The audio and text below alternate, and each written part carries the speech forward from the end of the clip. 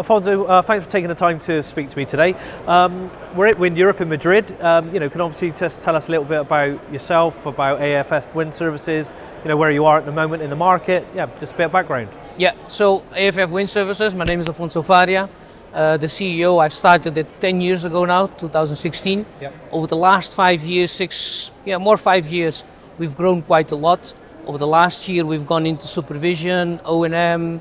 Last year, we've started our own blade department, so we are venturing a little bit into it. Yep. I can't say that we have it fully developed yet, the blade and fiber department, but we are going into it. What we are focusing more this year in 2026 is the supervision. Okay. We want to expand the supervision, the amount of supervisors that we have and also the customers that we have.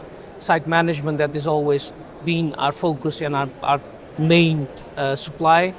O&M, that is something that just keeps the teams and keeps the company going. Yeah. So that's also a little bit. And being, I say not small in a rude way, but being adaptable, I guess that gives you a lot of benefits to clients. You can be much more versed, much more adaptable, would you say? Yeah, because we can jump in quicker. Yep. For example, last year we were asked to do just a specific job, just 2 weeks job, go to Romania, do storage and preservation. Yep. So I got a couple of supervisors that were at home. We just flew them over to Romania, done the job, flew out again. So that gives us flexibility. And with your market, I know obviously yourself from Portugal, but is it mainly Europe? Is it East, West, or is it the whole of Europe or US? Currently we are doing we're doing mainly Europe currently. We are doing all over Europe, so we are from Romania up to this year we're going to be in Sweden as well. We are in Latvia as well. Ukraine, we've been in the Ukraine since last year September. We are still there. Yep.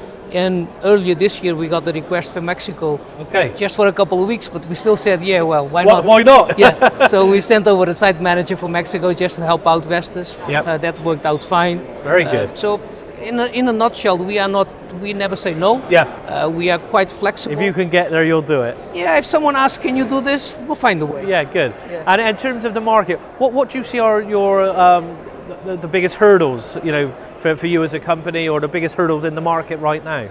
Manpower. Manpower? Yeah. What, in terms of not enough or not enough skilled technicians? Because that's what I always hear. One of the biggest issues is it's not just manpower, but it's skilled technicians, skilled manpower. I think it's a little bit of both. It's also maybe a little bit of a bad interpretation as a company of what we want. Yep. Because ideally I would have a supervisor or a manager or a technician that has the skills, has the certificates, knows how to work, is dedicated, and is cheap also. Yeah. Well, yeah, that helps. So that is the ideal world. That doesn't exist. Yep. We do need to pay. We do need to have a certain level of payment. That needs to be fair. The technicians and the people in the field, they are the ones that is making the money, so they need to take the money as well. And then when it comes to certification and training, that's something that I've worked very hard against. Okay. Because I believe that we need to invest in people. Yep. We don't need to expect people to invest in us. Yep. The only thing they need to invest in us is their dedication. But we need to give them the skills. We need to give them the certificates. Give them a platform to grow. Exactly. So one of the things that I've started to do, for example, with the O&M teams, because that's a little bit easier, is to start with people that is brand new. Okay. So people that have never stepped into the industry. Do you find that easier? I find it easier because they are eager to learn. Yep. They are eager to do more. And there's no bad habits. Exactly. There's no bad habits. Yeah. Of course, we need to invest. We need to give all the training. Sometimes they leave. Sometimes we ask them to leave because it just doesn't work out. But that happens. The same happens with people that have years and 10 and 20 years of experience. Yep. Sometimes it doesn't work out. Okay. And just finally, for how do you see the next 6 months, 12 months, both for you as a company and obviously the industry as a whole? Are you positive? How's the feeling? Yeah, so me as a company and the industry that goes along, otherwise we wouldn't be here. For the next 6 months, the rest of the year, I believe that 2026 is still going to be a turning point. Okay. It's going to be a turning point where it's growing, where the industry is growing. I've been talking with some people from Nordex Vestas, and it is growing.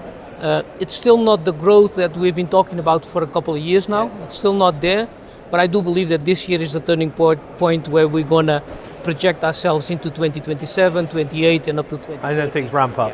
Yeah. Perfect. All right, thanks for taking the time to speak to me as always. You. Cheers. Thank you.